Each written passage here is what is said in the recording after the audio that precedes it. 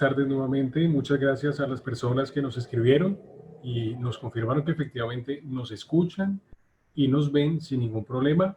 Sin más preámbulos, nuestra charla de hoy: cómo escribir un caso clínico con fines de publicación, un reto epidemiológico y técnico biológico, a cargo del doctor Antonio José Díaz Caballero. Él es odontólogo de la Universidad de Cartagena y especialista en periodoncia de la Pontificia Universidad Javeriana. Hoy también nos acompaña el doctor Mauricio Gómez. Es un honor saludarlo. Él es odontólogo y especialista en periodoncia de la Pontificia Universidad Javeriana. El doctor Gómez también es nuestro vocal de la Junta Nacional ACPO. Y por supuesto, él nos estará acompañando como moderador en esta sesión. Doctor Gómez, es un gusto saludarlo. Bienvenido y muchas gracias por acompañarnos. Buenas tardes, Nicolás. Buenas tardes, Serenita. Muy buenas tardes para todos. Miembros de la Asociación Colombiana de Periodoncia y Osseointegración, invitados y por supuesto muy buenas tardes, Antonio. Para mí es un placer inmenso poder ser el anfitrión de esta tarde, el moderador, y pues tengo el gusto de presentarles al doctor Antonio Díaz, exalumno de nuestro posgrado de periodoncia en la Universidad Javeriana. Adicionalmente a su especialidad en periodoncia, el doctor Antonio es magíster en educación con énfasis en cognición de la Universidad del Norte y es doctor en ciencias biomédicas de la Universidad de Cartagena y actualmente es el director del grupo GITOUC, que es un grupo de investigación, y es investigador senior del Ministerio de Ciencias. Y es obviamente profesor de la Universidad de Cartagena. Actualmente el doctor Antonio Díaz lleva varios proyectos de investigación clínica e investigación de ciencias básicas aplicadas a la clínica, aunque no es su tema del día de hoy. Eventualmente, si podemos tener la oportunidad de conocer algo de sus temas de investigación, pues si el tiempo nos lo permite, sería muy interesante poder escucharlos. Esta charla del día de hoy me asumo la responsabilidad de haberla incluido dentro del temario de la asociación, porque tuve la oportunidad de escuchársela al doctor Antonio hace un mes o un par de meses tal vez aproximadamente. Él tuvo la gentileza de invitarme a oírla en una presentación que le estaba haciendo y claramente durante el transcurso y al final de la charla me propuse a que tuviéramos los miembros de la asociación la oportunidad de escucharla, porque realmente el tema de la eventual publicación de los casos clínicos pues es un tema que no es muy frecuente escucharlo, y como vamos a ver a lo largo de la charla, pues exige una metodología y un proceso que él lo conoce con amplia suficiencia.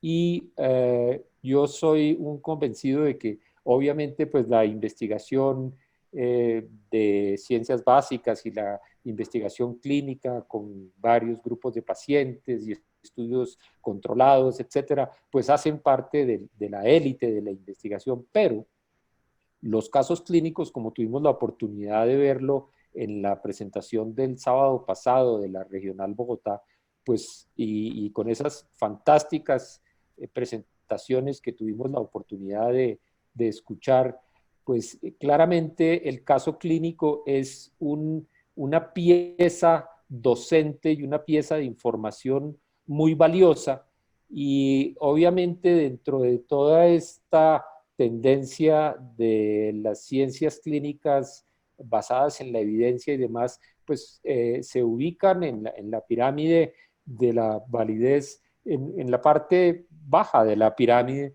pero eso no quiere decir que no haya una gran cantidad de información y una gran cantidad de conocimiento alrededor de los casos clínicos, particularmente cuando esos casos son manejados metódicamente y sistemáticamente. Adicionalmente, es muy importante que aquellos que somos fundamentalmente clínicos, pues hemos tenido y tenemos en nuestras manos muchas veces situaciones, casos, patologías que se quedan muchas veces en nuestros consultorios y obviamente la presentación de casos clínicos y la eventual publicación, pues es la forma de poder compartir todas esas situaciones particulares, interesantes y sobre todo que nos pueden aportar a todos nosotros en nuestro diario quehacer. No le quiero quitar más tiempo a la presentación del doctor Antonio. Antonio, de verdad, un abrazo grande, me siento muy orgulloso, me siento muy honrado de poder acompañarte como moderador y te doy la palabra, por favor, Antonio, sigue. Profe, muchas gracias y buenas tardes a todos. Muchas gracias a la Asociación Colombiana de Periodoncia y Osteointegración, a la academia, perdón, y especialmente al profe Gómez por la deferencia de invitarme. Yo lo único que tengo que agregar de todo lo que dijo el profesor Mauricio, el profe Gómez, como le decimos cariñosamente, es muchas gracias, ya él lo explicó todo. Entonces ya podemos dar por terminada la sesión porque el profe Gómez lo dijo todo claramente. Así que, así que la verdad es que esta es una propuesta mental, académica, investigativa y especialmente sistemática que podemos comenzar a utilizar, porque el profesor Mauricio dijo, todos hacemos clínica, todos tenemos en mayor o menor complejidad muchísimas cosas que compartir, pero muchas veces nos da temor arrancar y compartir. Muchas veces nos quedamos en el impulso, en el deseo, yo quiero hacer, yo quiero hacer, yo quiero hacer, y cuando se quiere ver, está pasando el tiempo y ya nos están tocando la puerta para decir, "Oye, ya se acabó tu tiempo acá". ¿Cuál es la idea, hombre? La idea es establecer unos conceptos con ustedes, compartir unas ideas, darle unas pautas y de forma cariñosa invitarlos a que comiencen a escribir para publicar casos clínicos. Porque soy un convencido que muchísimos casos clínicos se quedan en los consultorios, en los computadores, en las cámaras y en los celulares de nuestros colegas y no alcanzamos a conocerlos. Así que hay un proverbio pakistaní que dice que si uno va a decir la verdad, ya debe tener puesto un pie en el estribo del caballo para salir corriendo una vez. Yo no traigo una verdad, yo traigo es una propuesta, un compartir para que todos podamos establecer un nivel de conocimiento en conjunto. Así que con su permiso voy a compartir la pantalla, espero que disfrutemos. Podemos hacer las preguntas que sean, que está el profe Gómez, está Nicolás y Elena y Pedro José, que nos pueden contestar sin ningún problema. Así que voy a compartir mi pantalla.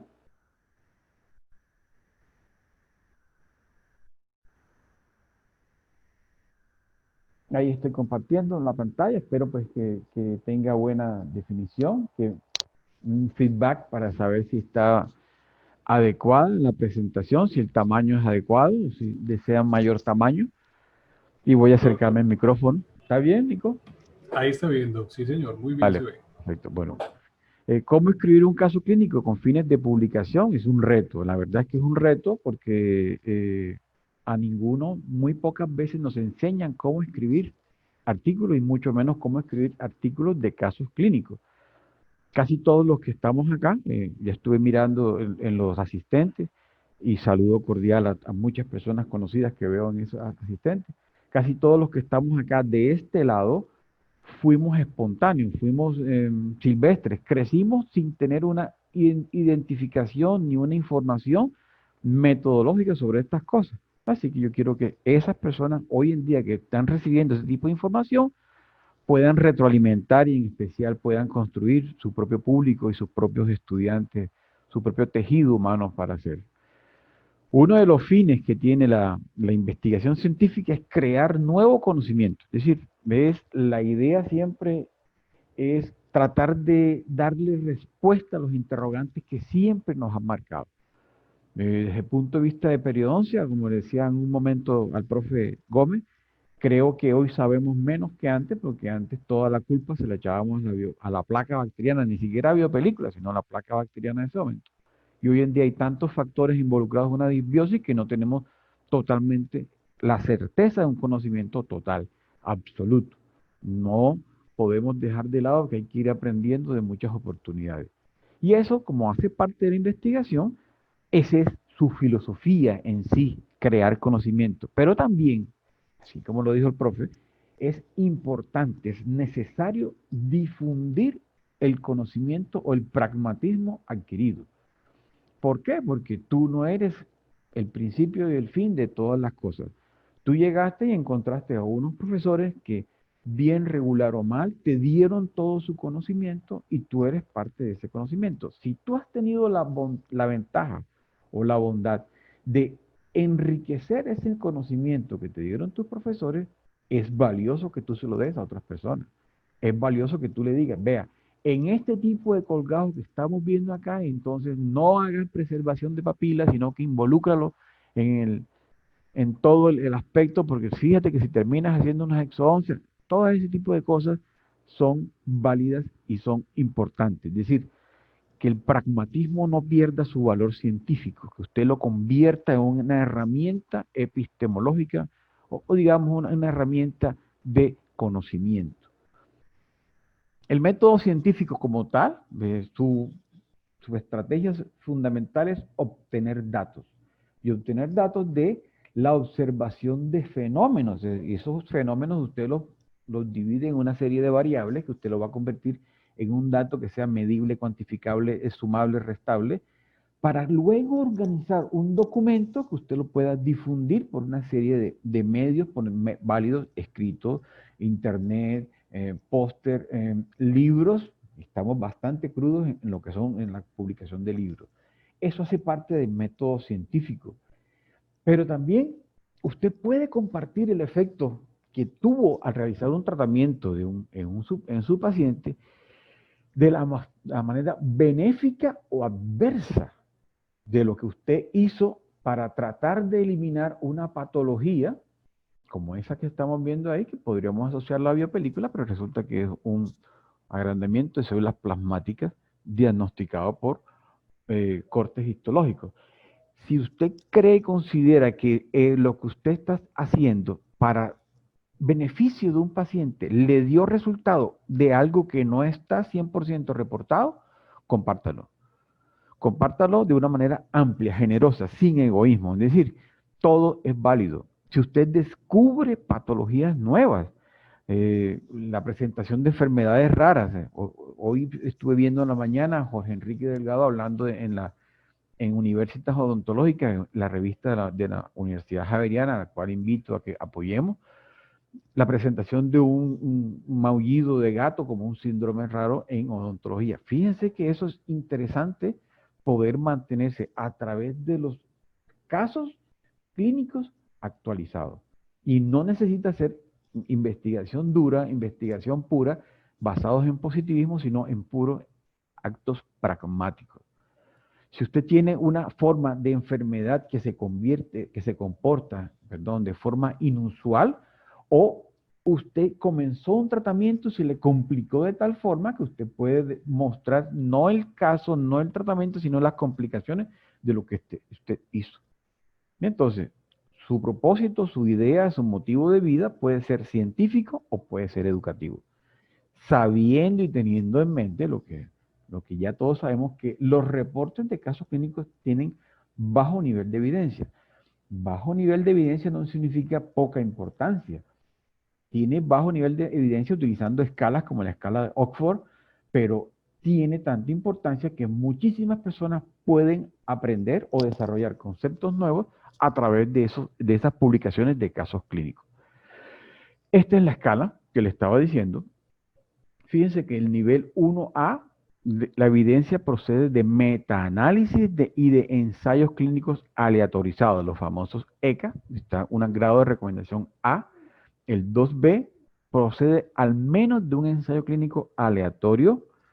El 2A, perdón, el 1B, el 2A dice la evidencia científica procede al menos de un estudio prospectivo comparativo. Y fíjense que si ustedes van viendo grado de recomendación A, B y C, dice en el nivel 4, la evidencia científica, disculpen, se me fue el dedito, la evidencia científica procede de documentos u opiniones de comités de expertos y o experiencias clínicas de autoridades de prestigio. ¿Y quién es la autoridad de prestigio? El que publica. ¿Por qué? Porque tal como la ciencia, usted publica para que usted lo comprueben o lo falseen. Usted lo que tiene que hacer es perder el temor y publicar. Publicar con el sentido que usted va a tener un público, un grupo de personas que le puede dar una retroalimentación válida. Y es importante cuando usted rastrea sus publicaciones en redes de científicos como ResearchGate o inclusive el mismo Google académico, usted crea su perfil y le van diciendo cuántas personas están citando su trabajo.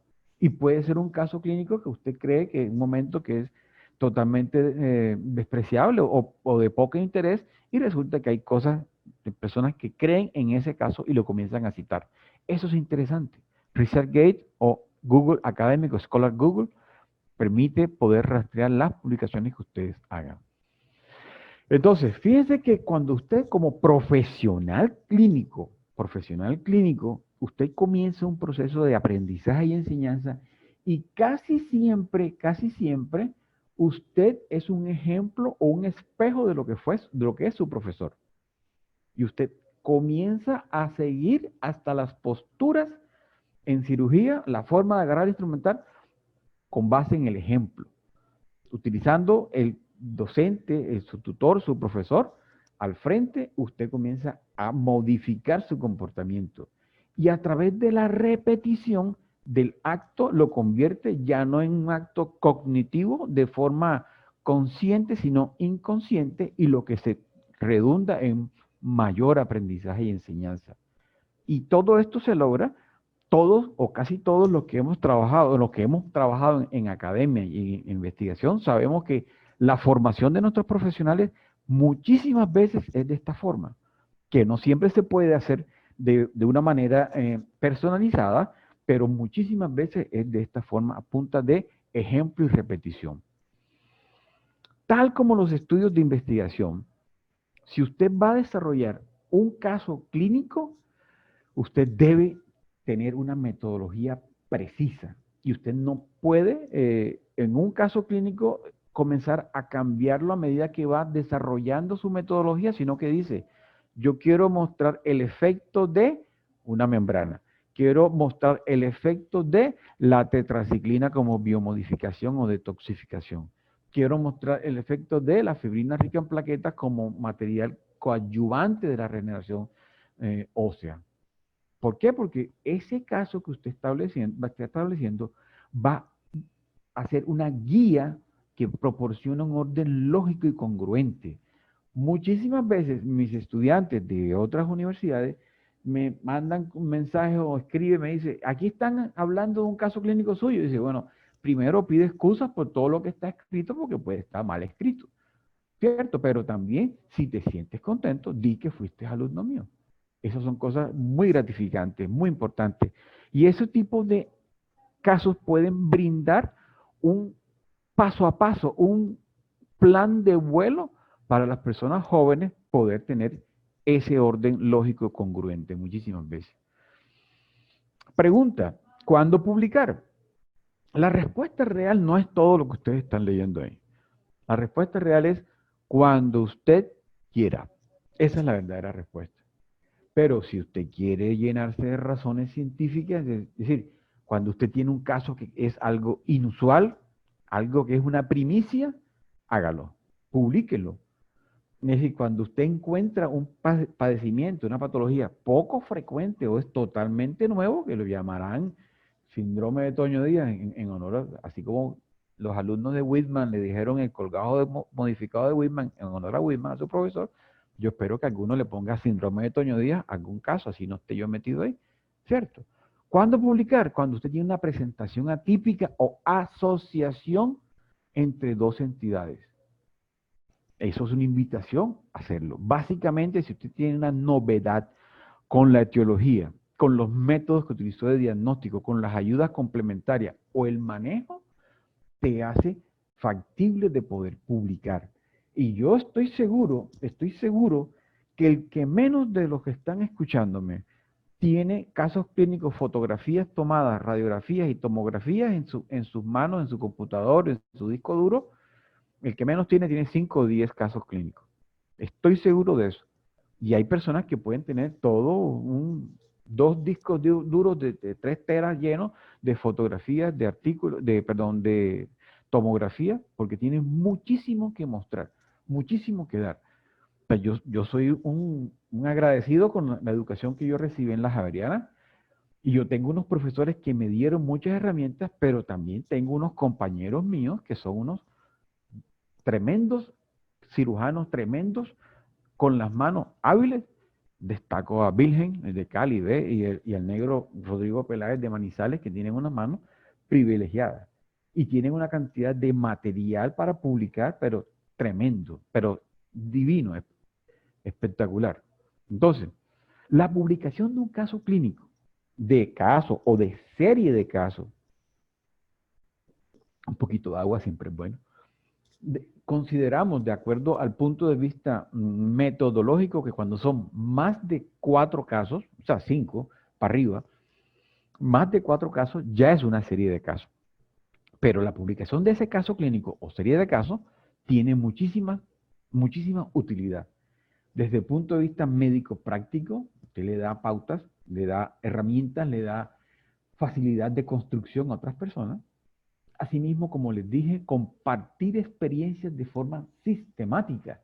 Compartir experiencias de forma sistemática implica que usted establece pautas y va dando esas pautas a otras personas. Y a su vez permite construir un conocimiento desde el punto de vista del pragmatismo o de la praxis como tal. Usted tiene la capacidad de, al publicar, lograr ese tipo de utilidades, ese tipo de enriquecer, ese tipo de saberes, no solamente personales, sino con otras personas de la profesión o de la vida. A su vez, usted está haciendo un acercamiento entre la teoría, la práctica profesional en salud y la relación con los pacientes. Es decir, inclusive, muchísimas veces, algunos casos de colegas a veces son llevados a tribunales éticos de responsabilidad civil. Ese tipo de respaldo biológico, pragmático, le puede servir de sustento para muchas cosas que le pueden estar a usted aconteciendo en la vida. No lo descuiden, ténganlo siempre en la mente. Cuando usted tiene un caso clínico, usted puede diseñar estudios explicativos. Si usted se imagina en este caso que tenemos acá, voy a poner aquí el láser y voy a pasar con mis deditos acá. Si usted tiene este tipo de condiciones imageneológicas en una tomografía antes de iniciar un caso y usted tiene ya algo concebido, usted puede decir, hombre, mis pacientes, cuando yo les hago regeneración con hueso, membranas y fibrina rica en plaquetas, me está dando un resultado sumamente grato y sumamente agradable. Eso es un estudio explicativo, un estudio de tipo descriptivo que luego puedo convertirlo en casos y controles. Usted puede establecer mecanismos y factores de riesgo que se pueden observar en la práctica cotidiana.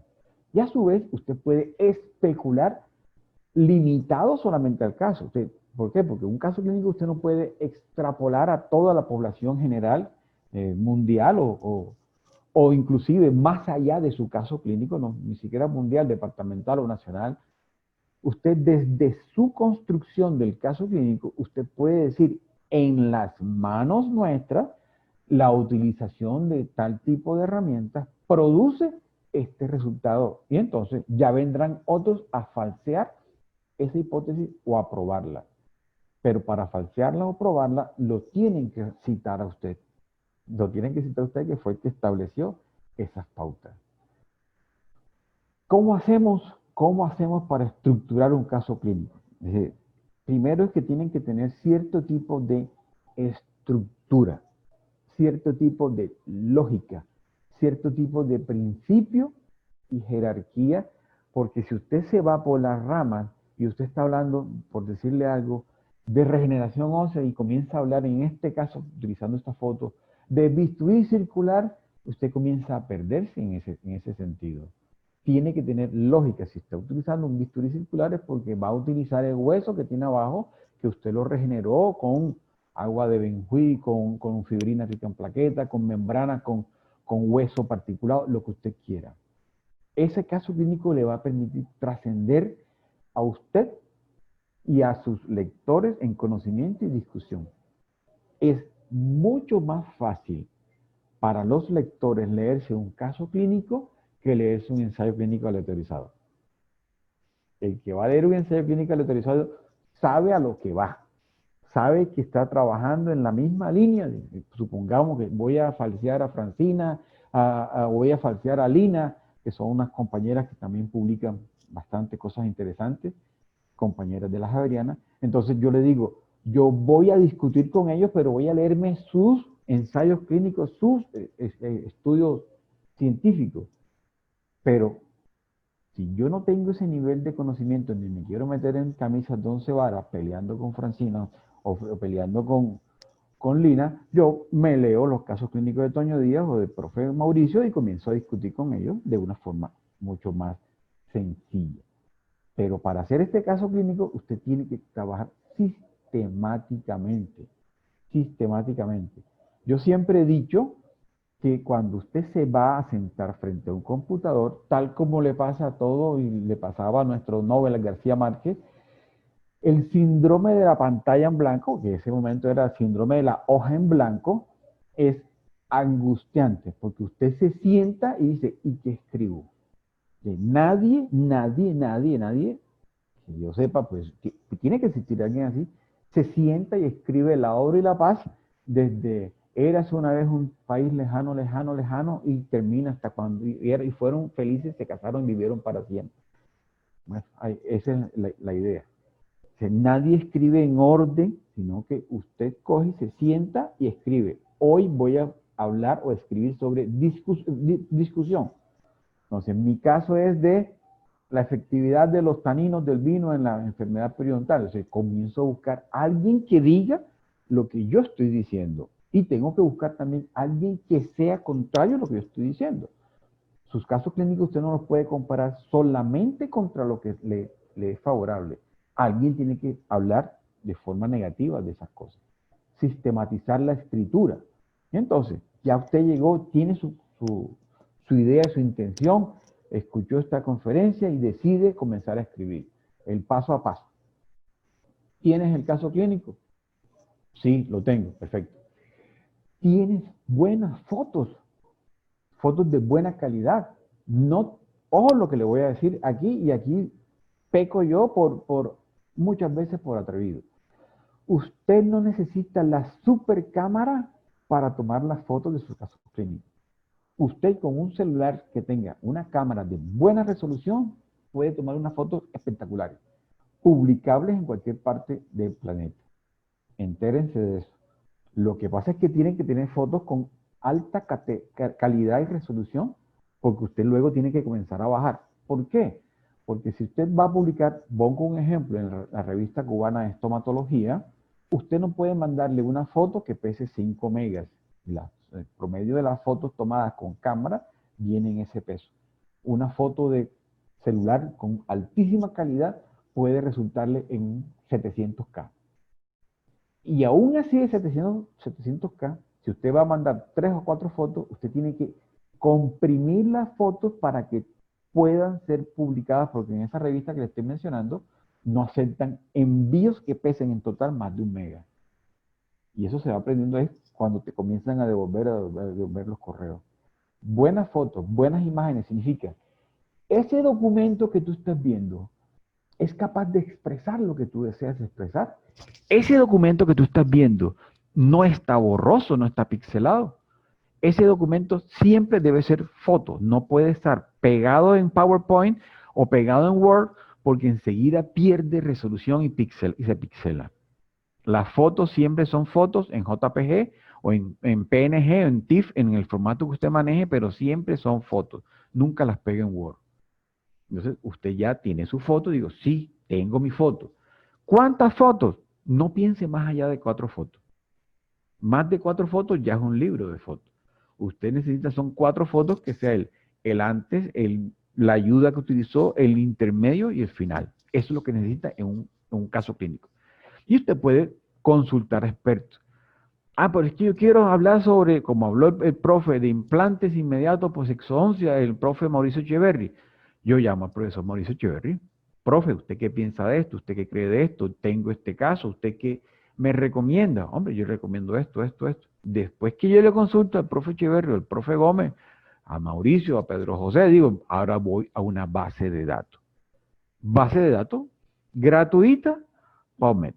Gratuita, PubMed, pues, de la Librería Nacional de Salud del gobierno de los Estados Unidos americanos, y tiene la oportunidad de brindar muchos artículos de texto completo gratis de una forma sistemática. PubMed, gratuita. Embase ya depende, EBSCOhost ya depende de de las librerías o bases de datos que tenga su universidad, si usted trabaja o es egresado de una universidad. ¿Por qué? Porque a todas las universidades les interesa que sus egresados utilicen los recursos que tienen. Y la verdad es que ni los estudiantes activos, y mucho menos nosotros los profesores, utilizamos las bases de datos, las cuales nos paga la universidad. Así que, señores egresados, escriban. Casi todos son egresados @ y el dominio de su universidad, y ahí le dan el acceso a las bases de datos, sin temor. Pero usted tiene un caso y usted debe leer. Para escribir hay que leer. Para escribir hay que leer de una forma abundante, enriquecedora. No es quedarse 4 años haciendo un doctorado o una maestría larga, sino tomar 5, 6, 10 casitos, 10 artículos y leer para saber qué es lo que están escribiendo, qué es lo que están enfocando. ¿Por qué? Porque si su fortaleza es el raspaje y el alisado radicular, usted comienza a ver qué hay publicado en raspaje y alisado radicular. A campo cerrado, a campo cerrado. Porque usted necesita volverse un experto en el tema. Usted necesita convertirse en ese momento en el que más sabe en ese tema. O que creemos que sabemos de ese tema, porque también podemos ser falseados. Y en especial, tomar la decisión de iniciar. Dice, voy a iniciar hoy, ya, ahora mismo. Dejo de ver esta charla y comienzo a trabajar de forma inmediata. Porque muchas veces venimos retrasando, aplazando, mañana, pasado mañana, y cuando llama el profesor y dice, ¿cómo va mi artículo? Ya está casi listo. ¿Cuánto llevas escrito? No, llevo el 65% aquí en la mente, todo está aquí listo. No, déjalo lo de la mente y pásalo a una hojita de computador de Word que yo pueda verlo. Tomar la decisión de iniciar es clave. Tal como existe con otra serie de ensayos, por ejemplo, los estudios observacionales manejan las normas STROB, los ensayos clínicos aleatorizados manejan las normas CONSORT, los casos clínicos manejan la guía CARE. La guía CARE fue diseñada por el grupo Case Report y es unas pautas, las pautas que yo quiero compartir con ustedes paso a paso para que aquellos que no han tenido la fortuna de escribir un caso clínico comiencen de una vez a escribirlo de forma decidida. Unas pautas para casos clínicos y para serie de casos. Y en total son solamente 13 casos, 13 pasos. Están en esta publicación de Romaní, reporte de casos y serie de casos. En eso está en la guía CARE. Y si no la tienen, pues, a través de la Academia Colombiana de Periodoncia y Desintegración podemos conseguirla. Si no, con mucho gusto yo los apoyo. Yo los apoyo. Con mucho gusto mis estudiantes y mis docentes del grupo HITOP de la Universidad de Cartagena les damos todo el apoyo que sea del caso. ¿Qué es lo que dice la guía CARE? Primero, el título. El título se debe describir el punto más relevante del caso, junto con las palabras reporte de caso clínico. últimamente, o como dicen en las telenovelas venezolanas, últimamente, ya algunas revistas dicen, evite la expresión reporte de casos. Ok, listo, pero fíjese, por ejemplo, esto fue escrito con un maxilofacial, Eric López, y con uno de mis estudiantes de semillero, Kenny Camargo, de Swan Atlántico, en la revista odontológica mexicana, y dice, fracturas frontales del macizo craneal, reporte de un caso clínico. Eso es un título como para picarlo, como para que diga, oye, ¿y qué están hablando de fracturas frontales del macizo craneal? Yo voy más allá del título, porque muchas personas se quedan solamente con el título. Vamos a ver títulos. Por ejemplo, en este caso, que fue yo con la AMI, Verónica, con FAN, Alejandra, dentro del grupo de investigación, está publicado en la revista Piro de Chile, y el título parece una biografía, dice, bioacumulación de níquel en encías, saliva y hueso alveolar de pacientes con patología ortodóntica fija, reporte de un caso. En este caso en especial, ese título tiene 19 palabras. Ese título no lo acepta ninguna revista hoy en día, porque dicen la guía Care y las revistas que el título no puede ser mayor a 15 palabras. Y usted tiene que dar la idea precisa, vender, entre comillas, vender su artículo en 15 palabras para que la gente lea el título y diga, yo lo quiero leer. Es decir, usted se tiene que convertir en un mercader de su propio trabajo. Tiene que hacerlo atractivo, tiene que hacerlo interesante. Ese título debe ser informativo y preciso, que diga o que se entienda cuál es el propósito sin abreviaturas o tecnicismos, porque si usted coloca alguna abreviatura, digamos MTA, por decirle una abreviatura sencilla, mucha gente ya sabe lo que es MTA. Pero a mí personalmente en algunas ocasiones he mandado la palabra MTA y me han dicho, por favor, especifique qué es esto. Así que hay que ser claros, sin abreviaturas, que no se confunda y que tenga la capacidad de ser atractivo. En este que fue yo con el profesor Cantillo y con Marta Leonor Rebolledo, nuestra egresada del posgrado de estomatología, dice, fibroma periférico odontogénico. No dice nada, sino solamente la patología, a propósito de un caso. Es decir, te está diciendo, ¿quieres aprender o leer o enterarte algo de fibroma periférico odontogénico? Léelo. Léelo sencillamente, así, de fácil. Títulos que pueden ser atractivos, retos o pueden ser mal escritos. Y luego viene el segundo filtro que usted tiene que aplicarle a su artículo, el resumen. Resumir no es fácil. Resumir es una tarea titánica. Resumir implica poder expresar en 200, máximo 250 palabras la idea total y completa de su trabajo, de su artículo. Por favor, no escriban más allá de 250 palabras porque no cabe y muchas veces las revistas le van a devolver su artículo. Y entre otras cosas, cuando le devuelvan el artículo, no se preocupen que todas las revistas devuelven todos los artículos. Eso siempre es así. Uno tiene que hacer un diálogo con los editores.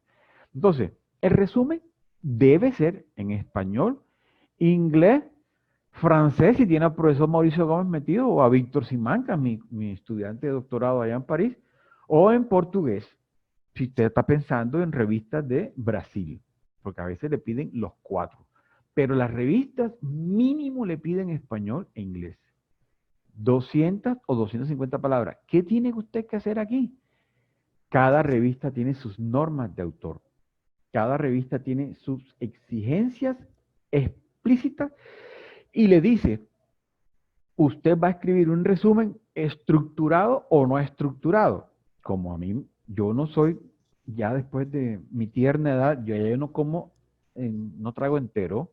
Digo, ¿qué es estructurado? Estructurado que tiene una serie de subtítulos. Y no estructurado es un bla, bla, bla de 250 palabras donde usted echa el cuento completamente. Cuando escriba un resumen, no coloque referencias bibliográficas en el resumen. Y preferiblemente sin abreviaturas. En los resúmenes no se citan autores. El resumen es estructurado. Perfecto. tiene que establecer cuál es el nuevo aporte. Estructurado tiene una serie de exigencias. Le puedo decir, por ejemplo, mínimo, background o antecedentes. Algunas revistas no quieren la palabra antecedentes, sino quieren es introducción. Después viene el objetivo de tu artículo, de tu caso. Después viene la descripción del caso y los resultados. Eso es cuando usted está haciendo un artículo de caso clínico. Lo estructura con esos subtítulos, donde usted establece las características clínicas, el diagnóstico diferencial, y especialmente en el resumen usted dice cuál es el aporte nuevo que usted está dando. No que si son unas imágenes radiográficas de CONVIN, de tomografía que no se han visto antes o que no han sido ampliamente discutidas, o porque usted las quiere mostrar.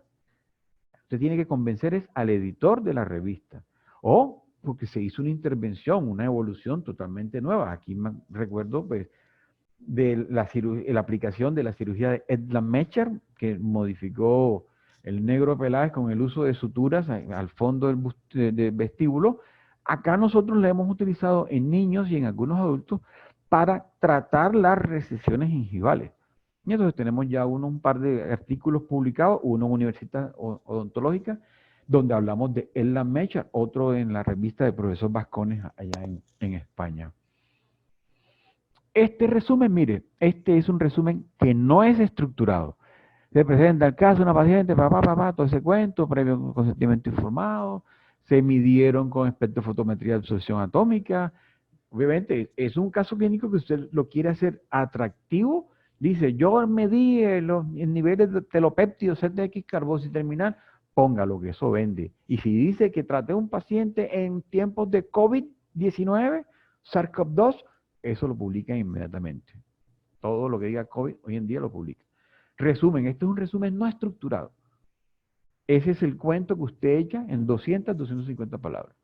Y el resumen estructurado, vamos a aprovechar el trabajo de Andreita, una de mis estudiantes de semilleros con el profesor Adel Martínez, que hablaron de un reporte de un caso, miren el título, de regeneración ósea con biomateriales y membrana colágena. Entonces fíjense que el abstract es estructurado. Introducción, reporte del caso, resultados y conclusiones. Ahora me doy cuenta que las conclusiones son generales, no son específicas del caso. Qué pena, disculpen, me acabo de dar cuenta que esto está mal. Andrea y Adel, hay que cambiar esas conclusiones. Y entonces usted utiliza las fotos que tenga disponibles, de pronto puede eliminarle tanto ruido. Si usted va a trabajar solamente en esta zona que estamos señalando, mostrar solamente esta zona, porque esta zona está haciendo ruido en la fotografía. Bueno, ya ahí está un poquito más centrado, usted está utilizando unas fotos mucho más enriquecedoras para que su caso sea atractivo y lo puedan publicar con mayor facilidad. Obviamente usted quiere que su trabajo se lo publique, no quiere que se lo devuelvan, entonces hay que hacerlo atractivo, sexy y seductor. Para decir que no, este resultado que se obtuvo en este caso después de 3 meses, estamos esperando que pase la pandemia para mandarle una tomografía de control a ese paciente. Siguiente punto, las palabras clave o keywords en inglés. O sea, hay que mínimo 3, máximo 5 palabras. ¿Qué permite eso? Indexar y facilitar la búsqueda de su artículo, porque yo no puedo tener en la cabeza, bueno, cuando éramos residentes sí que nos hacían exámenes de referencias bibliográficas, entonces nos preguntaban, ¿cuál es el artículo de Bernie Moulin en 1972? Y usted tiene que decirle eso, pero ya ese tipo de competencias no se las exigen a las personas jóvenes, ¿cierto? Entonces dicen, de 3 a 5 palabras que permitan encontrar en el planeta, en las bases de datos, los artículos que hablen sobre regeneración ósea, por ejemplo, o sobre membrana de colágeno. Palabras clave o keywords son descriptores de ciencias de la salud. Y usted no puede utilizar cualquier palabra que usted crea que venga en nuestra mente, se tiene que validarlas. Y validarlas en español implica que usted va a Dex de Vireme, que es la base de datos estandarizada validada, perdónenme la redundancia, validada para validar palabras. Entonces, o cuando ya usted tiene las palabras traducidas al inglés, se va al Mesh Database. Mesh Database, ya veremos cada uno de esos puntitos. Ayer traje unos pantallazos nuevos. Esta es la pantalla nueva de DEX, tomada anoche. Fíjense que son descriptores en ciencia de la salud y el de la Biblioteca Virtual en Salud. Esto es de la OPS y de la Organización Mundial de la Salud y de BIREME. Y viene en inglés, español y en portugués. Usted marca lo que usted desea y consulta por palabra. Esa está todavía en portugueño, por palabra, y hace una búsqueda aquí en consulta. Este es el sitio. Usted coloca Google y coloca DEX y enseguida le sale esto. Y usted coloca su palabra. ¿Cuál palabra puede ser? Clorexidina, por decirle algo. Usted entra y le dice, esta palabra está validada. Y está validada en 2, 4, 10, 40, 200 formas y usted puede utilizar la forma que usted desee para descriptor, para que su artículo sea encontrado de manera fácil. Igual pasa cuando usted se mete al Mesh, que es un recurso de PubMed. Es el vocabulario controlado, el tesauro utilizado para la indexación de artículos de PubMed. Usted se para acá y coloca su palabra clave in English, obviously, y después que la pone in English, le da a buscar y le dice, ¿está validada o no está validada? ¿Por qué? Porque las revistas, depende del grado de seriedad o de inseriedad, pueden aceptarle palabras que no estén validadas y que después sus artículos no van a ser fácilmente rastreados ni encontrados en lo ancho del website, del mundo. Entonces, sigo con la guía CARE. La introducción. En la introducción usted hace un preámbulo breve de los antecedentes del caso. Usted se basa, aquí ya se basa en la literatura que existe, en la literatura científica correspondiente. Después del título de introducción, cada vez que usted establece un postulado, ese postulado debe llevar una referencia bibliográfica inmediatamente, porque aquí ya no se acepta el nivel de embuste o el nivel de pedrada que no tiene un respaldo, hijo. Perdone, mi hijo estaba abriendo una galleta. No tiene respaldo adecuado dentro de la ciencia, porque usted está escribiendo un caso clínico, pero usted se basa en una sistematización de lo que usted ha leído. Recuerden que les dije antes de decidir a publicar, hay que leer. Y hay que leer, usted sabe que en esta parte de referencia cito a tal autor o en esta cito a tal autor. Es importante que en la introducción usted cite las corrientes de pensamiento que existen alrededor de ese caso. Porque así como yo les dije de Elland Mechar, es posible que alguien me diga, eso es una locura, eso no se utiliza para eso. Y eso es una posición respetable. Porque en este tipo de construcciones mentales y filosóficas, la razón la tiene el que quiere expresarse, pero no tiene una razón definitiva. En la introducción, usted tiene que establecer unas palabras que marquen o que resalten la importancia de tu caso. ¿Por qué te lo tienen que publicar? Este artículo aporta el valor de tal cosa, para que la revista diga, yo lo voy a publicar.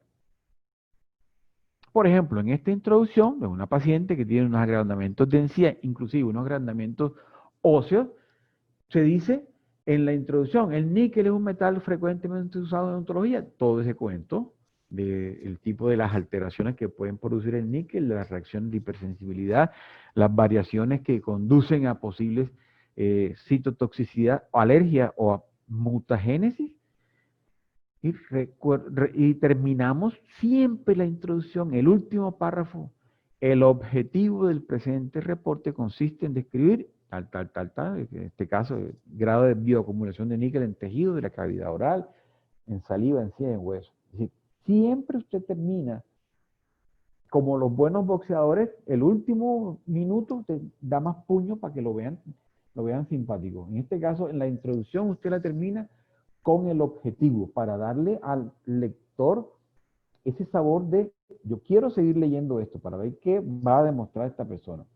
En este caso, es el caso de Andreita, dice, el objetivo de este caso clínico es presentar un caso clínico, repetición, en el cual se hizo regeneración ósea guiada para crear un grosor adecuado del hueso alveolar. Ese, antes de pasar a la información del paciente y a los hallazgos clínicos, usted remata su introducción, esto que está aquí, con el objetivo. Siempre es la parte de la sistematización que debe llevarse. En este caso, la introducción, fíjense, estamos hablando de famoso fibroma periférico, es cada vez que usted dice algo, se define como una masa hiperplástica, la referencia bibliográfica. Ya después hablaremos de referencias bibliográficas, no se desesperen, ya llegaremos allá, ¿vale? La información del paciente, eso es clave. ¿Por qué? Porque no es lo mismo que viva en el altiplano cundiboyacense que viva a orillas de la playa. ¿Por qué? Porque algunas veces, por ejemplo, en la patología que se llama torus palatino, hay algunas teorías que dicen que la arena del mar produce algún tipo de efecto irritativo que puede conducir a la presencia de torus. No lo estoy diciendo yo, eso está publicado. Entonces, ese tipo de de información, antecedentes, datos demográficos, si es más dado que aparezcan hombres, que aparezcan mujeres, usted tiene que reportarlo de forma breve. Es decir, recuerde que usted no está llenando una historia de semiología. Por ahí vi que estaba Marta Camona, así que no puedo hablar mucho de eso, pero no, es que tienes que describirme la esfélide melanótica que tiene 1 milímetro de diámetro en tal parte de la cara. Hombre, sí, pero es que estamos hablando de un caso de la boca en este momento y en la revista me dicen que tengo que ser conciso, ¿cierto? Discúlpame, Martica, ¿ves? Motivo de consulta, antecedentes previos. ¿Qué se ha hecho? ¿Qué se ha hecho antes esa paciente o ese paciente por esa patología? Porque es posible que cuando llegue a sus manos ya haya tenido 2 o 3 casos o 3 manos metidas. Y los resultados que usted obtuvo, que espero que sean maravillosos, no siempre son maravillosos. Los hallazgos clínicos, usted tiene que hablar de profundidad de sondeo, nivel de inserción clínica, elevación de los tejidos, sangrado, supuración, una narrativa caribeña, enriquecedora, meterle la parla para echar el cuento que cuando ese sondeo, usted tomó una tomografía axial y encontró una pérdida ósea en vestibular de ese diente que se comunicaba con la parte apical y estaba muy cerca de la revuelta del mentonero. Todo ese cuento hay que echarlo. Entonces, y si usted hace una correlación, como debe ser, eso le va a dar a usted mayor enriquecimiento a su exposición, a su caso clínico, a su presentación. Haga una línea del tiempo. Línea del tiempo. En enero del 2019 se hizo esto. En marzo se hizo esto. En abril, marzo, abril, sí, muy bien. En mayo, tal cosa. Y los resultados fueron buenos, fueron regulares, fueron malos. Es decir, esa línea del tiempo le permite a usted como lector o a usted como escritor establecer unas pautas para llevar una coherencia, un orden lógico de lo que estábamos hablando, de cada uno de estos hechos y acontecimientos. No que en este caso, pues una paciente que se presenta con este tipo de ulceraciones tomando bifosfonato, entonces se le mandan el telopéptido CTX carbociterminal, que tiene su resultado, evaluación diagnóstica, pruebas de laboratorio, imágenes, tomografías, radiografías, lo que usted pueda, y establecer diagnóstico clínico y diagnóstico diferencial. Porque cada vez que hablamos de bifosfonato, ya pues, todo el mundo se va caminando hacia este tipo de patologías, pero hay que tener en mente otro tipo de diagnósticos diferenciales para enriquecer su artículo. En este caso, pues, esto está mostrando el fragmento óseo que se extrajo, que se eliminó, el raspaje y el curetaje, perdón, y digamos, el limado que se hizo de la lesión, y en ese momento, que después lo discutimos con nuestro gran amigo Iván Herrera de Barranquilla, utilizamos fibrina rica en plaquetas con injerto óseo. Y en ese momento decía Iván, pero es que no está muy recomendado por los factores mitogénicos que pueden tener la aspirina rica en plaquetas, pero ya hay casos que están siendo publicados de manejo de necrosis ósea en los maxilares por medicamentos con aspirina rica en plaquetas. Se hizo esa intervención terapéutica. ¿Qué hizo en la cirugía? ¿Qué obtuvo y especialmente qué tipo de medicación utilizó? Parecería que lo único que sabemos en odontología, en periodoncia, es amoxicilina, ¿verdad? Pero hay otras opciones, especialmente las tetraciclinas, cosas de esas, que nos puedan decir que utilizamos tanto, 100, 500, 1000 miligramos, 875 miligramos durante un tiempo adecuado. Tiene que ser con un soporte farmacológico adecuado. Seguimiento y resultado que obtuvo el paciente y especialmente si tuvo una cicatrización poco adecuada, un resultado adverso, que puede ser una variación de vitamina, una ingesta exagerada de vitamina C de pronto puede conducir a variaciones en la cicatrización de los pacientes. Todo eso es importante tenerlo registrado para que tenga elegibilidad su artículo o su caso. Y usted llega luego a la discusión. En la discusión es literalmente es discutir. Usted va a hablar con las referencias que están publicadas. Usted va a hablar con los otros autores. Usted va a decir, hombre, yo tengo esto, estoy manejando esto, estoy manejando estas cosas. Es decir, usted en la discusión dice sus puntos fuertes, pero reconoce su debilidad. Bueno, yo nada más le hice dos radiografías. Bueno, puede ser una debilidad. Pero mi punto fuerte, le coloqué 2 kilos de hueso para hacerle una regeneración. Y luego viene con las referencias que usted tiene la capacidad de comparar en lo parecido y contrastar en las diferencias. Eso es una discusión. Si yo digo, la doctora Nancy Rodríguez en Perú utiliza esto de este medicamento, digamos, extracto de benjuí, y nosotros utilizamos extracto de benjuí de forma similar y tuvimos resultados parecidos. Pero de pronto alguien dice, el profesor Mauricio dice, es que el extracto de benjuí no se usa porque produce nefrotoxicidad. Entonces yo comparo y contrasto en lo que me parezco y en lo que no me parezco. Eso es importante. La discusión es, usted echa su cuento y comienza cada vez que dice que tiene potencial para traer factores de crecimiento específicos y cita a una persona. Usted tiene que, como decían, apoyarse en los hombros de gigantes. Usted tiene que hablar con respaldo científico detrás de usted. No es que yo estoy utilizando esta membrana para lograr esto. ¿Por qué? No, porque me dieron ganas. No, señor. Alguien tiene que respaldar su postura, así sea pragmática, así sea práctica, así sea un caso clínico, es importante. En este caso, fíjate, las referencias consultadas reportan ulceración de la lesión tumoral cuando se ven expuestas. Muy semejante al caso que utilizamos. Es decir, usted muestra lo que le favorece y compara lo que le da duro, lo que lo niega o lo que lo desfavorece, digámoslo así. Importante, si se puede, la perspectiva del paciente, si es posible. ¿Qué sensaciones, qué percepciones tuvo? ¿Qué tipo de manejo interno tuvo el paciente con la anestesia, buferizada o no buferizada, por decir algo? Clave el consentimiento informado. Si se solicitó o no, especialmente qué referente bioético usted está utilizando. Casi siempre en casos clínicos usted debe, a nivel internacional, debe citar Helsinki. En Colombia usted puede utilizar la resolución 008430 de 1993, que es el referente bioético para ese tipo de publicaciones. Importante el consentimiento informado. Hace poco, con una de mis estudiantes en la Universidad del Bosque, mandamos un caso clínico de absceso periodontal, algo sencillo, aparentemente sencillo, y le dijeron, ¿dónde está el consentimiento informado? Yo le dije al estudiante, diga bajo la gravedad del juramento que eso está en la Universidad de Cartagena, que está cerrado por motivos pandémicos.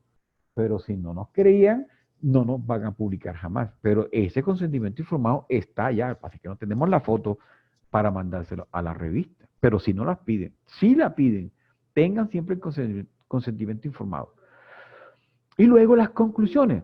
Miren, esta parece una expresión del profe, mesuradas y cautas, aplicadas solo al caso clínico. O sea, no pueden generalizar. No pueden decir, en todos los pacientes el Ehlers-Danlos va a producir un efecto adecuado y apropiado. No. En el paciente que se hizo, el Ehlers-Danlos le produjo un crecimiento exagerado de encía insertada. ¿Por qué? Por el creeping attachment, por la inserción trepadora, por lo que usted quiera. Pero usted está haciendo unas conclusiones cautas. Usted no está diciendo más allá de lo que logró. Se logró cubrir la recesión gingival sin hacer injerto de conectivo. Se logró crear encía adherida. Listo. Ah, pero es que usted no está diciendo que lo produjo. Cálmate, que estamos haciendo un caso clínico. ¿De acuerdo? Siempre es importante agradecer. Agradecer a los pacientes de la universidad. Porque muchas veces no todo el mundo puede ser autor. Y es más fácil agradecer que excluir. Si alguno de mis estudiantes de pregrado o de posgrado me ayudaron, por ejemplo, en la redacción, en la fabricación, en la construcción de esta presentación, hombre, gracias por esta ayuda importantísima. Igual en un caso clínico.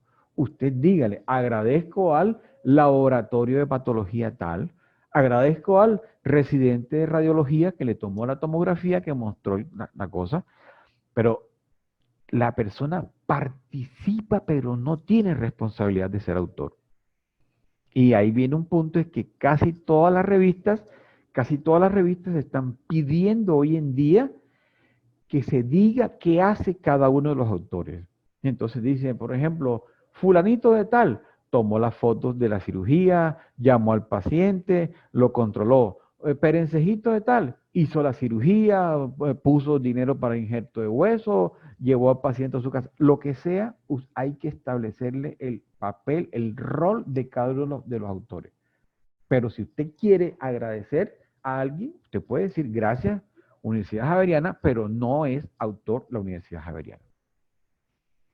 Y las referencias siempre, usted tiene que basarse en referencias. Casi todas las revistas en ciencias biomédicas utilizan Vancouver. Casi todas exigen Vancouver, pero hay Vancouver entre paréntesis normal, hay Vancouver entre paréntesis supraindicada o superíndice, hay Vancouver supraindicada sin paréntesis, o en corchetes. Hay muchísimas formas de square bracket, no me acuerdo cómo que se dice en español el square, u otros estilos. Usted tiene que saber cómo es el estilo que le dice la revista para que usted utilice las referencias. Importante, hombre. Por ejemplo, el papel etiológico de la placa bacteriana, llamada así placa bacteriana en 1962-63, por Loe y colaboradores, es una referencia clave balanceada, pero fíjense que si usted va a utilizar 10 referencias, las referencias suyas deben estar balanceadas. Algunas revistas te piden el 70% de las referencias balanceadas a 5 años.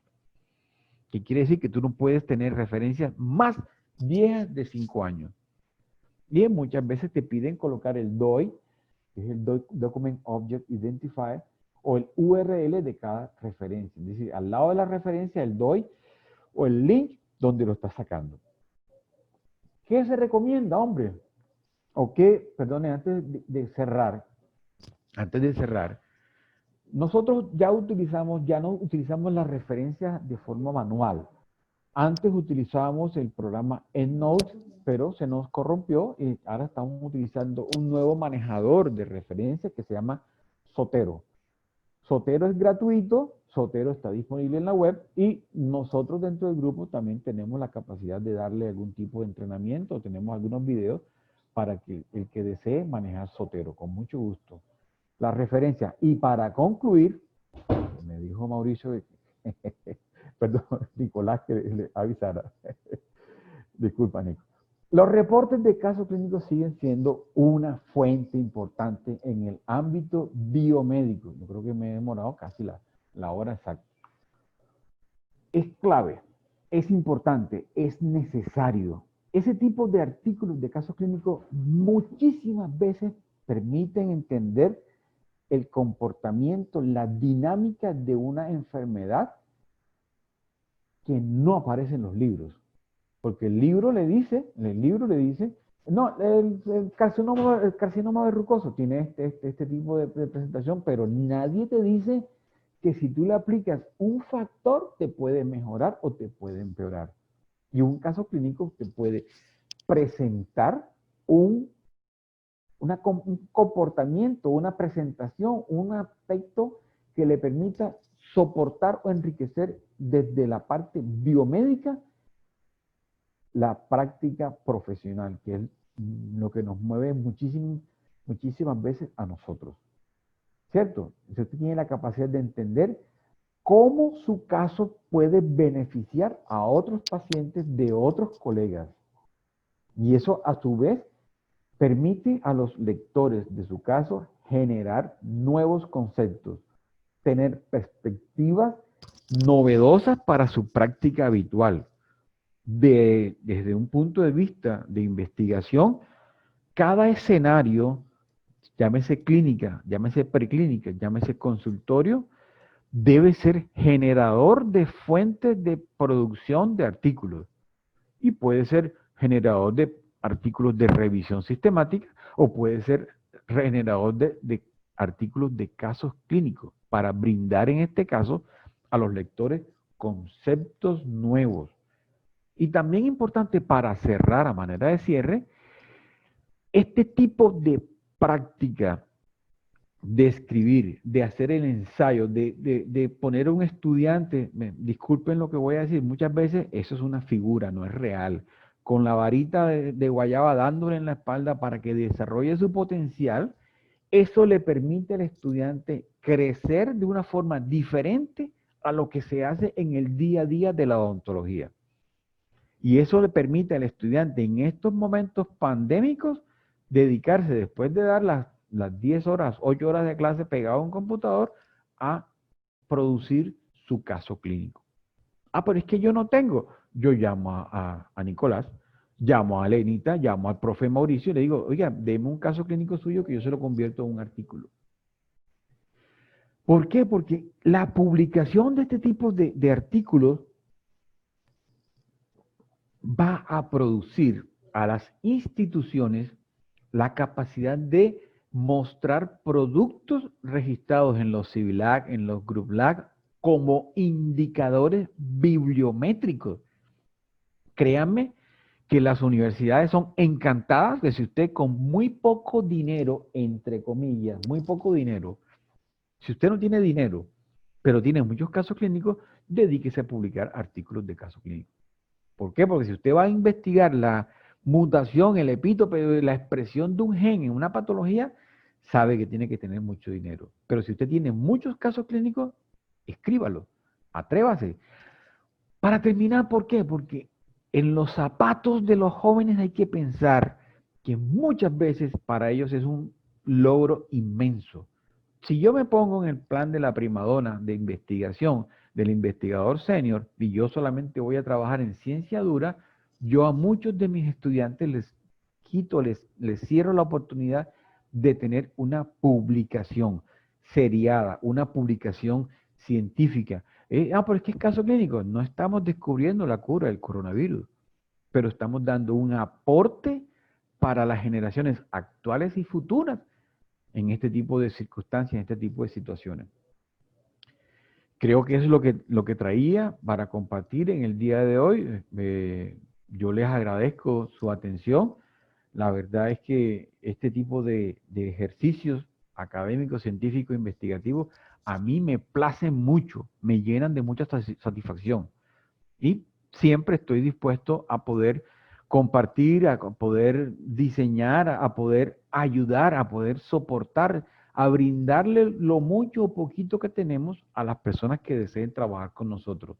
Acá tienen mi correo electrónico, si desean escribirme de forma personal, O aquí tienen mi identificación en Twitter, donde hacemos otro tipo de publicaciones, pero también tenemos la posibilidad de contactarnos para poder establecer ese tipo de comunicación, de vasos comunicantes, de redes de trabajo para poder seguir creciendo en conjunto.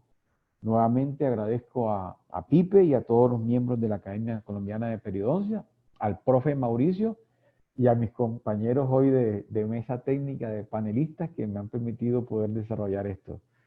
Muchas gracias a todos. Si hay preguntas, con mucho gusto estamos para contestarlas. Agradezco su presencia hoy, ¿oyeron?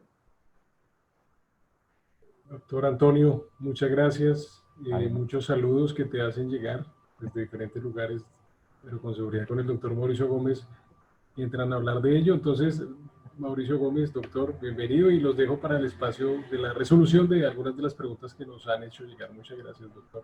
Gracias. Ok, Toño, mil gracias. La verdad, escuché por segunda vez esta charla y cada vez me emociona más el espíritu que transmites, el espíritu de atreverse, porque claramente la riqueza del ejercicio profesional, más allá de los beneficios de los pacientes, tiene esa otra parte que es el compartir y el poder enseñar con nuestras experiencias positivas y negativas, y de esa manera enriquecer el crecimiento y el conocimiento de todos los colegas. Y creo que eso lo transmites, y ese espíritu realmente me parece que es muy positivo para el propósito, para uno de los propósitos del ejercicio profesional. Toño, de verdad, mil gracias. Profe, con mucho gusto, es un placer, siempre. Recuerde que nosotros somos un producto de la acción de ustedes y nos dieron mucho insumo para arrancar, y ese insumo pues nos debe permitir poder retroalimentar a nuestros estudiantes de hoy y de mañana, poder darle la posibilidad que nos superen tranquilamente y ampliamente. Para mí es un placer siempre estar en este tipo de ejercicios, ¿no? Yo, con mucho gusto. Bueno, muchísimas gracias, Toño. Vamos a las preguntas, porque hay varias. Yo he ido resumiendo algunas. Desde el punto de vista técnico, en algún momento mencionaste que máximo 4 fotografías. Preguntan si hay radiografías. ¿Esas radiografías son adicionales a las 4 fotografías o tendrían que estar, digamos, en 4 imágenes para llamarlo en total? Allá hay varias cosas que hemos ido aprendiendo con el tiempo. ¿Cómo son esas cosas? Generalmente teníamos en la mente que una foto era un solo screenshot, un solo pantallazo. ¿Qué hacemos ahora para engañar a los editores? Ponemos en una foto parte A, parte B, parte C y parte D. Ponemos 4 fotos en una sola foto.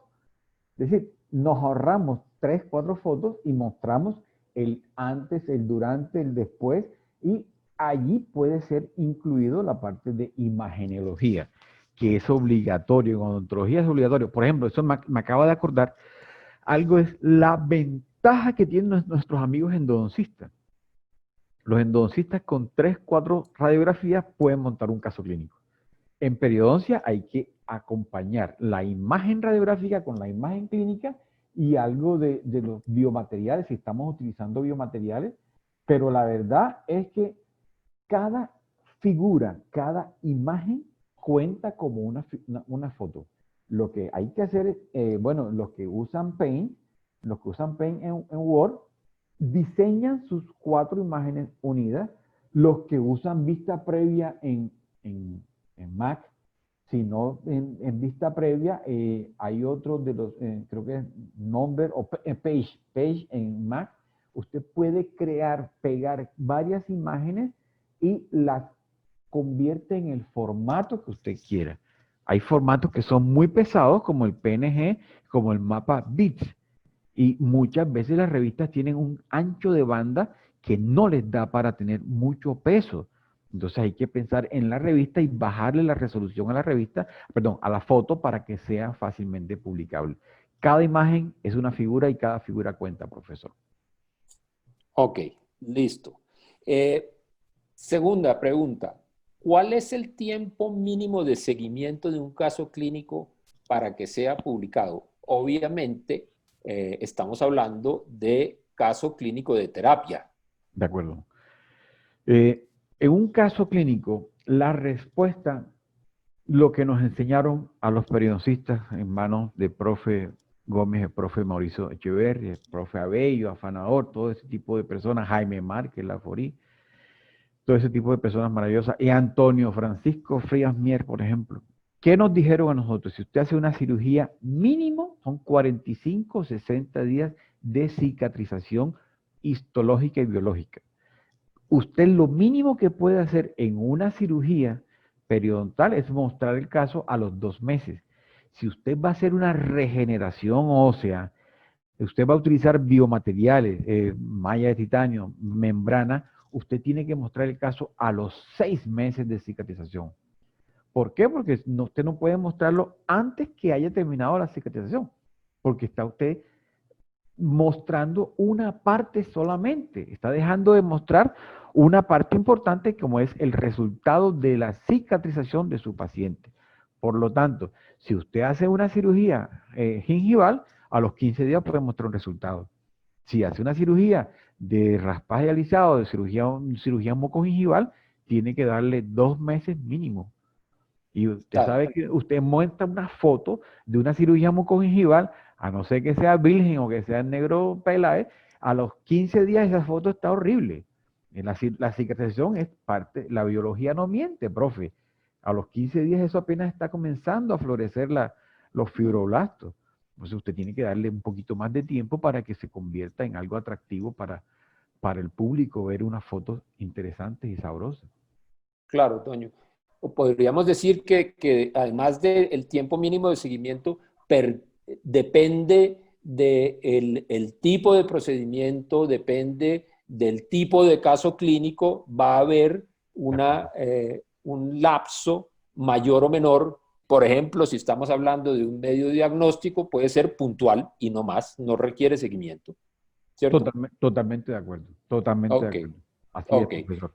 Ok, preguntan aquí, aparte del consentimiento informado, ¿hay algún otro documento de permiso y demás? Tú hiciste mención del referente bioético, que ese es otro de los que debe incluirse. ¿Quisieras ampliar un poquito sobre el tema del referente bioético, Toño, por favor? Vale. Sí, señor. Por ahí vi que estaban unos miembros del Comité de Ética Odontológica. Entonces, ¿qué implica eso? Los saludo con mucho cariño a la doctora Areva, a la doctora Marta Camón. ¿Qué implica eso, profesor? Que usted debe declarar en el artículo que está escribiendo que siguió unas pautas bioéticas, que siguió unos procesos científicos basados en principios éticos de igualdad, de respeto y de oportunidad para su paciente, pero al mismo tiempo, fuera de ese documento que usted lo tiene y lo declara, usted declara que está siguiendo eso, usted debe tener tanto el consentimiento informado del paciente para hacer la cirugía y debe tener el consentimiento informado del paciente para publicarlo. Muchas veces usted no identifica a un paciente con la foto intraoral. Muchas veces no pasa nada. Eso es cierto. Pero cuando usted va a mostrar una foto extraoral, por mucho que le oscurezca o que le enceguece los ojos, muchas veces es fácilmente identificable. Ok, Entonces, pero si entonces su... déjame te Sí, interrumpo, claro, Toño, porque es claro, que claro. aquí hay otra pregunta que va muy de la mano con esta. Dice, para colocar tanto las fotografías como los datos del paciente, este tiene que ser bajo consentimiento informado, garantizando el anonimato y la reserva de la información. ¿Esto es suficiente o tiene que tener un aval de un comité de bioética? No, señor, porque no es una investigación, es un caso clínico. El caso clínico es una interacción entre el profesional tratante y el paciente. Y usted le dice, yo voy a intentar hacer una regeneración. Es posible que la logre, es posible que no la logre. Pero para poder hacer ese tipo de cirugía, necesito que usted me autorice con su firma. Cuando el paciente le firma y usted logra el resultado maravilloso, amplio, entonces ahí es cuando dice, yo quisiera publicar esto, no te voy a identificar, no te voy a colocar tu nombre, tu dirección, nada de esas cosas. Esto es simplemente una foto genérica de una lesión, de una cirugía. ¿Me autorizas en todo caso? Digo, mucha gente dice sí, dice, hombre, tranquilo, hágale, adelante con eso. Es solamente con fines académicos. Fíjese que yo no he dicho, en este caso de la bolsa periodontal, el paciente se llama fulanito de tal. No identifico jamás a nadie en eso, y mucho menos en una publicación. Pero siempre es bueno que usted hable con el paciente, interactúe con el paciente y le diga, hombre, yo no te voy a identificar, pero esto es un caso en el cual se puede ayudar a otras personas a que aprendan con estas cositas. Bueno, regular o malo, pero algo se aprende con esas cosas. Ok. Voy a tratar de meter 3 preguntas en una, Toño. A ver, va la primera. ¿Cuál revista debo buscar para publicar un caso clínico? Segundo, ¿cómo buscar esa revista? Y tercera, que va de la mano, pero un poquitín más elaborada, dice, buenas noches. Pregunto si has sometido recientemente algo al Journal de Casos Clínicos en Odontología, Case Report in Dentistry, y si sabes si están cobrando a los autores por las publicaciones de esta revista. Bueno, las preguntas tienen un hilo conductor, y es que usted publica donde usted desee. Simplemente que hay revistas que son muy exigentes, que dicen no aceptamos ni publicamos casos clínicos. Entonces usted recoge su caso clínico y se va a pelear su caso clínico a otra revista. Es decir, usted muestra su caso clínico donde se lo acepten, donde se lo reciban. Nosotros hemos tenido, en esta pandemia, hemos tenido oportunidad de escribir cantidades. Y hemos mandado a muchas revistas, pero al mismo tiempo que hemos mandado a muchas revistas, nos han devuelto casi de forma inmediata muchos artículos. Mis estudiantes entran en crisis, entran en estrés postraumático. No, que no me quieren publicar, mi caso clínico no sirve. No, cálmate, vamos con otra revista, vamos a convencerlo. Ahora, ¿qué tipo de revista? Depende de varias cosas. Primero, ¿lo va a escribir en español, en inglés o en francés? Segundo, ¿usted tiene fondos para pagar una eventual revista que cobre o no tiene fondos? Si no hay fondos, vamos a buscar revistas que sean gratuitas. Eso implica que la fila es mucho más larga. La fila es más larga. Y tercero, si usted tiene fondo, bueno, no sé si tercero ya, si usted tiene fondo, vaya a la revista, que por muy paga que sea, le van a hacer una exigencia que puede terminar negándole su oportunidad de publicación. Pero si usted desea escoger una revista en Colombia, usted tiene que ir a la página del Ministerio de Ciencia. Hay un enlace que se llama Publindex, y ahí le dice la revista, las categorías de revistas que hay. A1, A2, B y C. En Colombia esas son las categorías de revistas que hay. Las que no estén en esas categorías no tienen indexación. Pero ahora, hace 2, 3 días, se cerró la indexación para el año entrante. Y todas las revistas que quisieron presentar sus mejoras, sus correcciones, es posible que el año entrante tengamos nuevas revistas disponibles para aceptar para publicación. ¿A qué nos lleva eso? Hombre, si usted quiere publicar en Colombia, tiene que revisar el Publindex del Ministerio de Ciencia. Si usted quiere publicar en el exterior, tiene que ver el idioma en que está escribiendo, porque muchas dicen, aquí aceptamos solamente inglés, o aceptamos solamente francés, o aceptamos solamente en portugués. En portugués es difícil, en Brasil piden siempre inglés. Y además de eso, le van a exigir un nivel de inglés que sea más allá de lo que decía David Sánchez Juliado, de yes, yes, $10, fucky, fucky. O sea, es un inglés con sentido, con calidad y con estructura. Muchísimas veces a usted le piden que certifique un traductor, que eso lo hizo un traductor, o un nativo, porque yo puedo meter mi mi artículo en Google Translate y me sale una traducción que puede pasar, pero muchísimas veces tiene fallas grandes. Entonces, tener en cuenta inglés, idioma, es pago o no es pago, ¿para qué lo desea usted? Si usted lo quiere para una universidad, debe pensar en una revista indexada, cualificada, en ranking. Y si usted quiere internacional, Scopus o Simago Journal Ranks le da por cuartiles, Q4, Q3, Q2 y Q1, siendo las Q1 a veces muy costosa de publicar. En Nature, un artículo puede costar de publicación entre $3,000 a $5,000. Si no tenemos esos $3,000, $5,000, tenemos que ir buscando una revista de menos renombre, pero que abra oportunidad. Y la última pregunta es si la revista esa que me dijo el compañero, la persona, que si he mandado últimamente, que se está cobrando, no lo tengo claro. No lo tengo claro. Porque yo sé que muchas veces Case Reporting Dentistry, no, claro, perdón, Luis Gabriel, claro que sí. Case Reporting Dentistry creo que está cobrando al aceptar entre 250 y $270 por artículo. El Case Report Dentistry Journal, sí he mandado. Sí he mandado y algunas, Luis Gabriel, después que me lo han aceptado, que lo he sometido, que me lo han corregido, me dice, bueno, listo, esta publicación te cuesta 250, digo, muchas gracias, yo no tenía en mente esos $250, trae mi artículo para acá y busco otra revista donde publicar.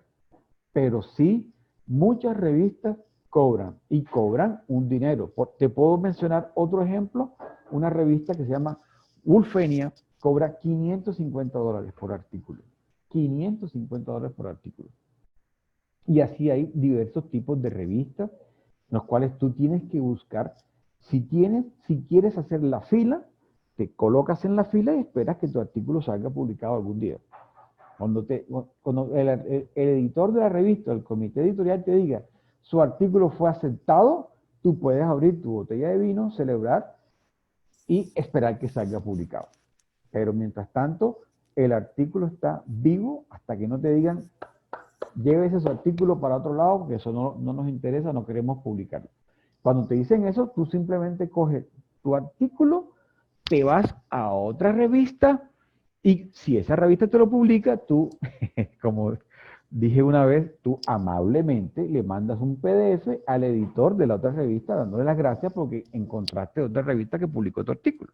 Eso es abrir una pelea que muchas veces no es necesaria, pero es una oportunidad que tú le puedas mandar a un editor tu artículo ya publicado que no te cobraron o que te lo validaron o te lo aceptaron de una vez sin ningún tipo de demora. Ok. Adelante. Ok. Un poquito de la mano de esa, la otra pregunta.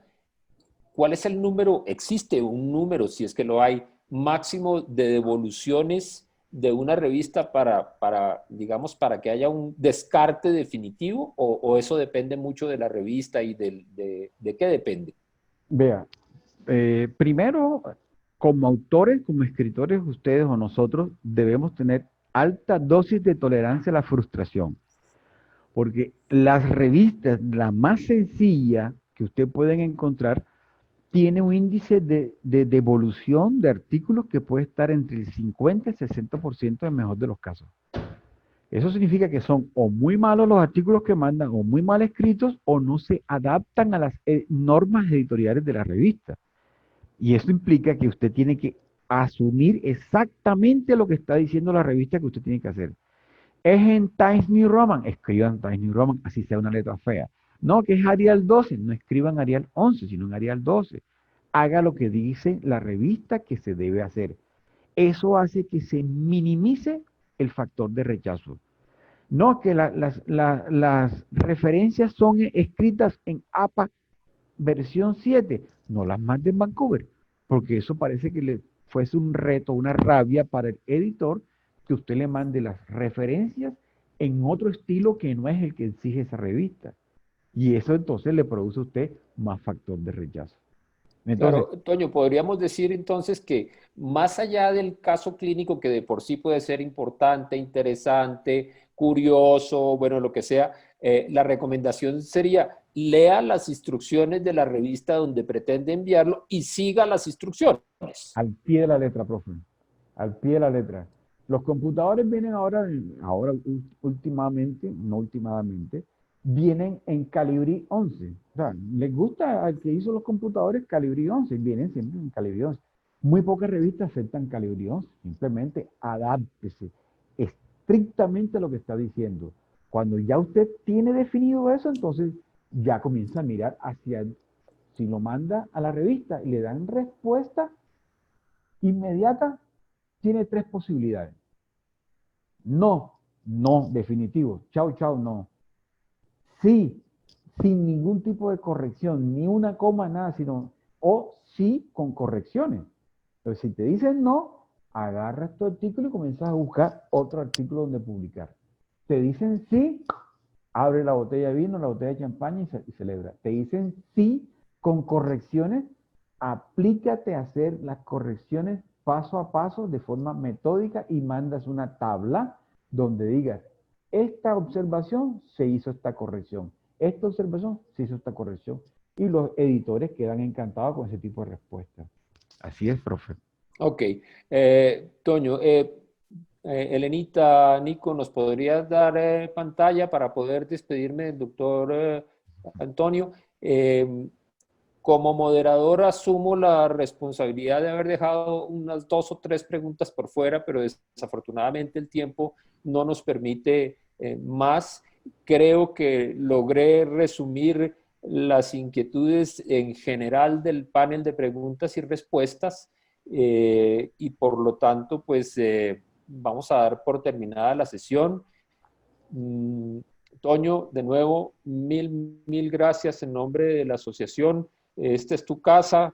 Yo sé que tú tienes no solamente sino otros temas. Siempre serás bienvenido. De nuevo, de verdad, un abrazo grande. Me sentí muy honrado de acompañarte. A todos los participantes, a todos los asistentes, el saludo de buenas noches. Esperamos de parte de la asociación que estén bien, que sigan bien, que nos cuidemos. Ya vamos a iniciar una etapa nueva dentro de este proceso del COVID que estamos viviendo. Vamos a requerir muchísimo cuidado de parte de nosotros, estimular también a nuestros pacientes a que se cuiden mucho y de verdad para todos un abrazo, buenas noches. Nico, Elenita, todos muchas gracias. Toño, bienvenido siempre, ¿ah? Estamos en eso, profesor. Estamos tratando que con Alex establecer el capítulo Cartagena para poder ya ser parte de la Academia de Asociación perfectamente. Alex Cuesta está al frente de eso y lo estamos apoyando perfectamente. ¿Oyó? Muchísimas gracias. Gracias. Un abrazo grande para todos. Gracias. Feliz noche. Cuídense, por favor. Doctor Antonio, muchas gracias. Doctor Mauricio, muchísimas gracias. Me uno a esos saludos para el doctor Antonio desde Venezuela, desde Perú. Básicamente escriben muchísimo. Felicitaciones por la conferencia. Desde Ecuador también. Por supuesto, desde Colombia. Entonces, me uno a esos saludos de felicitación, agradecimiento al doctor Antonio, al doctor Mauricio, por supuesto. Entonces, de esta forma, damos por finalizado este encuentro virtual, este nuevo encuentro virtual que nos acompañaron el día de hoy. No olviden entonces revisar con regularidad nuestra página oficial del campus virtual. También los invitamos, por supuesto, a que nos sigan en nuestras redes sociales. Nos encuentran en Facebook y en Instagram como ACPO Nacional. Allí no solamente van a encontrar la programación y las invitaciones a los eventos venideros, sino también van a encontrar información de interés para toda la comunidad. Así que no siendo más, muchas gracias a todos nuestros asistentes, a nuestros panelistas y que tengan una muy buena noche. Muchas gracias, que estén muy bien.